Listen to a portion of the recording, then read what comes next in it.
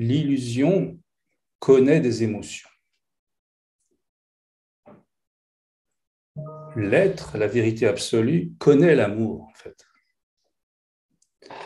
Ce qui fait que ce n'est pas tant les émotions qui vont primer, parce que tant qu'on a un corps illusoire, ces émotions ont aussi leur place, tu comprends? Moi, je peux pleurer, je peux rire, je peux être triste. Toutes ces choses-là, elles font partie de nous. Elles ne sont pas un problème.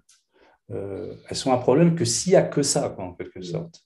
C'est-à-dire si on ne voit pas l'amour fondamental en nous. C'est pour ça que justement, c'est pris avec beaucoup plus d'humour de vivre un chagrin, de vivre une peine, parce que justement, on a l'amour fondamental. L'amour fondamental, ce n'est pas vraiment une émotion, ou ce n'est pas une émotion comme les autres. Donc, c'est ça qui importe, c'est de trouver le goût de cet amour fondamental en nous, de le repérer.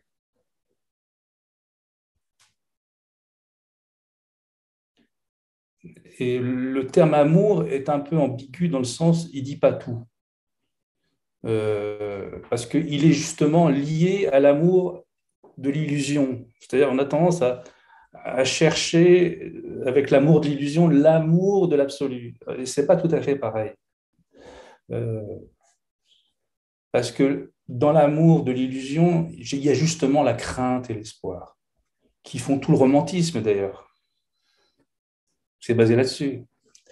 Oui, bah, on pleure, c'est le théâtre. Voilà, donc c'est vivant. Alors ça, oui, de ce côté-là, oui, il y a une vie, je reconnais, il n'y a pas de problème. Mais on se tue aussi, on tue l'autre, enfin ça peut devenir terrible. Voilà. Alors que dans l'amour lié à l'absolu, dans cet amour absolu, c'est juste une bonté, j'ai envie de dire, simplement.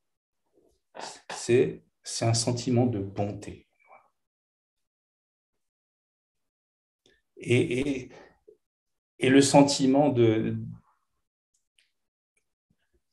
qu'on est désigné pour la bonté aussi, je ne sais pas comment dire. C'est-à-dire, on est l'objectif de cette bonté.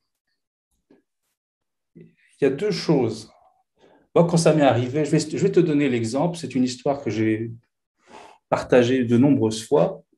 C'est, voilà, je rentre de l'école, je suis tout petit, j'ai 5 ans, je suis avec ma mère, on rentre à la maison, et sur le chemin, elle rencontre un vieil homme. Et ce vieil homme, il discute avec pendant un moment, puis le vieil homme s'intéresse à moi, un petit bout de chou à côté, et puis du genre, il me demande comment tu t'appelles, un truc tout simple, mais par contre, il me regarde avec des yeux, mais j'y vois tout l'amour du monde dans ses yeux, et je me dis, mais c'est moi ça.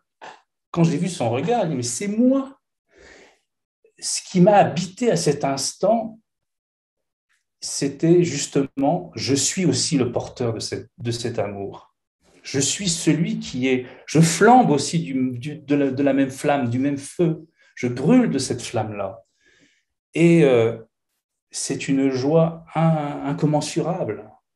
Je l'avais et je ne l'autorisais pas. Et de le voir chez cet homme, c'est comme si je lui disais, mais je le savais déjà, quoi, en fait, tu me le montres, mais je le savais.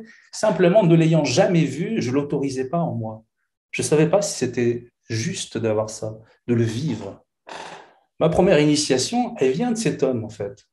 Pour moi, je me rappelle, je suis parti, en fait, le soir, et je me disais, mais moi aussi, je l'ai, mais je l'ai, je l'ai, je l'ai.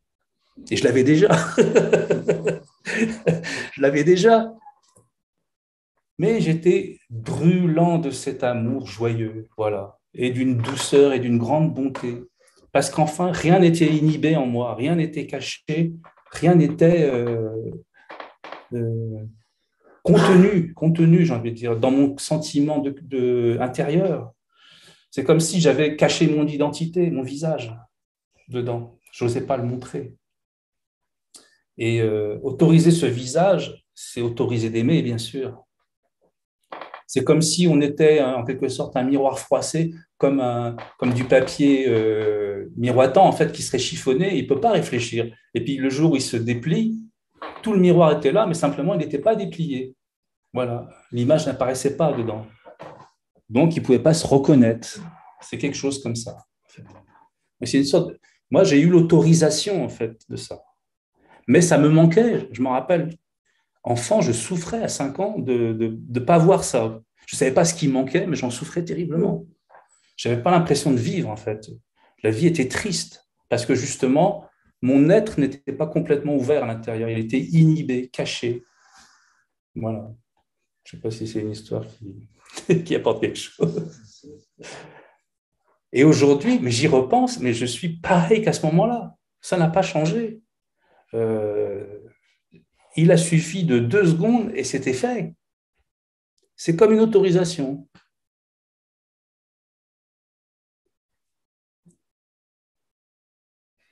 Voilà. Et ça passe dans les yeux, tout simplement. Cette personne m'a regardé un instant et je me suis dit, mais j'ai ce regard, moi aussi, je le connais, il est en moi. Quelque part, j'ai rien reçu. Il m'a montré, c'est comme un exemple. Voilà. Je ne sais pas qui c'est, j'ai mes revues. Et voilà. Mais c'était l'amour fondamental, je ne sais pas comment vous dire.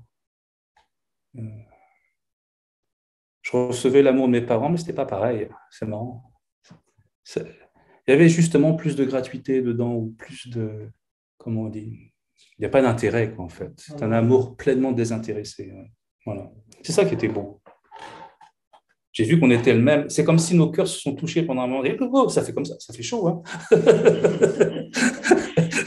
Oula, je suis... Oula. Et, mais c'est vrai, c'était comme ça. C'est une belle rencontre. Hein.